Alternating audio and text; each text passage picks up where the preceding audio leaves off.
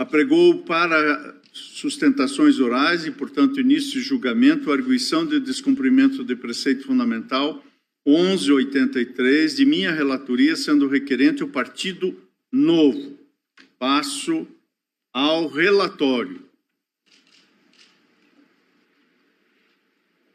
Trata-se de ação de descumprimento de preceito fundamental com pedido de medida cautelar proposta pelo Partido Novo Diretório Nacional em face da Instrução Normativa 91 de 22 de dezembro de 2022 do Tribunal de Contas da União,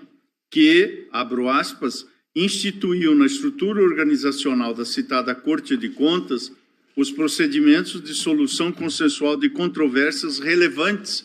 e prevenção de conflitos afetos a órgãos e entidades da Administração Pública Federal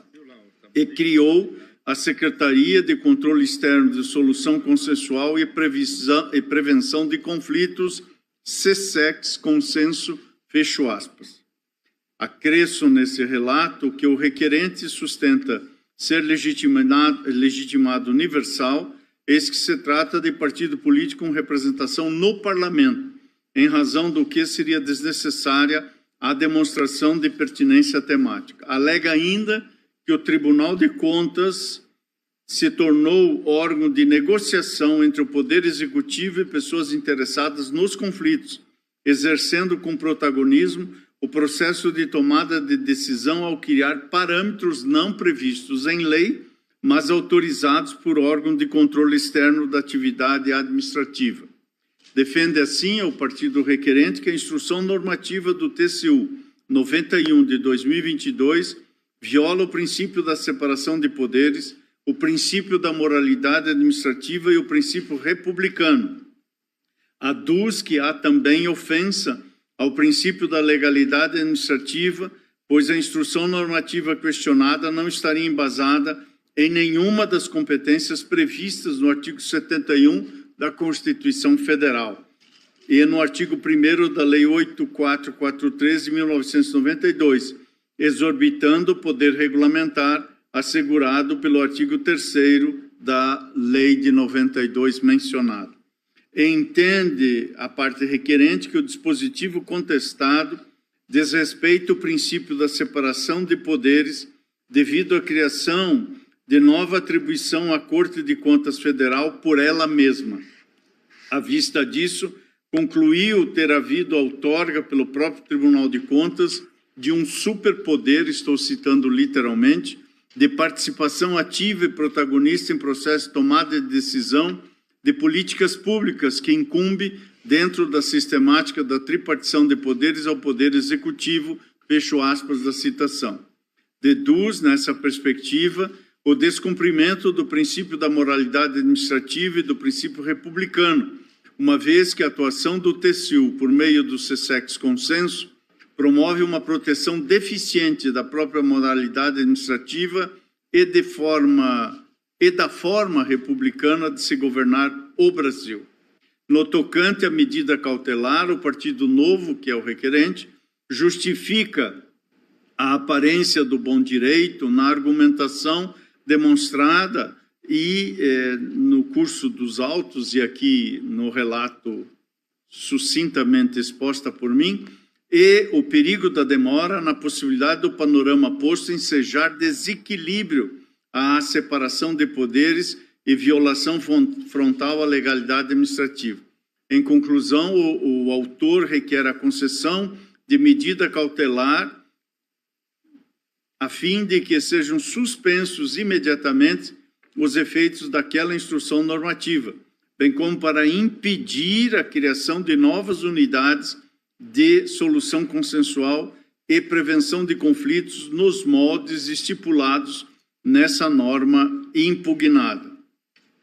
Determinei como relator a instrução do feito com solicitação de informações ao Tribunal de Contas da União e à Presidência da República no prazo de 10 dias. Em seguida, a oitiva do Advogado-Geral da União e do Procurador-Geral da República. A Presidência da República encaminhou informações elaboradas pela AGU no sentido da constitucionalidade do ato questionado e no relatório reproduzo a posição trazida nos autos pela AGIU. O Tribunal de Contas da União apresentou parecer pelo não conhecimento da ação e pela improcedência dos pedidos, basicamente pelas seguintes razões. Primeira, a natureza jurídica da instrução normativa é de ato normativo secundário, emitida no uso de poder regulamentar conferido ao TCU pela Lei 8443. Segundo, o ato questionado abrange a competência e a jurisdição da Corte de Contas na atuação como interveniente na solução de controvérsias no âmbito da administração pública. Terceiro, a solução consensual de controvérsias relevantes e a prevenção de conflitos afetos a órgãos e entidades de administração pública federal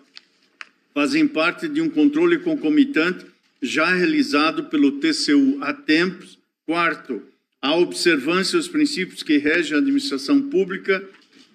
Quinto, o que se verifica é a atuação da Corte de Contas como interveniente anuente, orientada pelo interesse público primário, pela eficiência e pela segurança jurídica. Sexto, que estão ausentes a aparência do bom direito e do perigo da demora. Sétimo, que não é cabível o pedido de declaração de prejudicialidade dos acordos celebrados no âmbito da SESEX Consenso. A Advocacia Geral da União manifestou-se pelo não conhecimento da ação e, no mérito, pela improcedência do pedido. A Procuradoria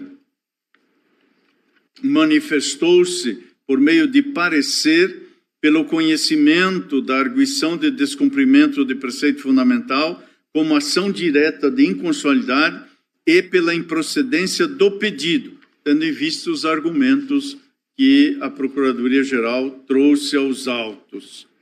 O requerente reiterou o pedido pela procedência da DPF. A Advocacia Geral da União veio aos autos entendendo que teria havido modificação superveniente do ato normativo impugnado, apta a ensejar a análise da perda de objeto da presente ação. A seu turno, a Procuradoria-Geral da República, a Procuradoria que antes referi foi a Procuradoria-Geral Federal. A seu turno, a Procuradoria-Geral da República apresentou parecer pela ausência de alteração substancial da norma apta à perda do objeto e, portanto, reiterou no mérito as razões que anteriormente me referi e, nesta perspectiva da procedência do pedido, foram admitidos como amici curiae o Ministério Público junto ao Tribunal de Contas, a Associação dos Membros dos Tribunais de Contas do Brasil, o Instituto Não Aceite Corrupção, o Consórcio Interestadual de Desenvolvimento Sustentável da Amazônia, o Conselho Federal da Ordem dos Advogados do Brasil,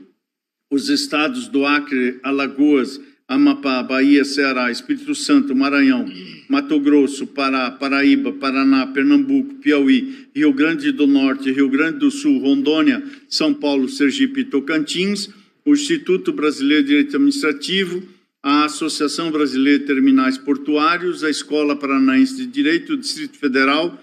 o Diretório Nacional do Partido Republicanos e a Frente Nacional de Prefeitas e Prefeitos. Este é o relatório.